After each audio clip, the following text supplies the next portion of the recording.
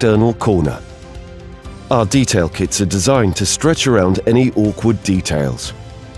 Most internal corners can be folded without cutting the membrane, but external corners, for example around chimneys or skylights, normally require the rubber to be cut. Position detail kit in place and mark around it approximately 3 centimeters away from its perimeter. Thinly apply primer to the rubber with scrubber pad and allow to dry. Starting at the top, fold the detail kit through 90 degrees and carefully dress it down the upstand. Ensure it is firmly adhered to in any angle changes and stretch into place as shown. Thoroughly roller for a really professional finish. Use extra flashing tape if needed to seal the top of tall corners. In cold conditions, use a gentle heat source such as a hot air gun or hairdryer to help with any stretching.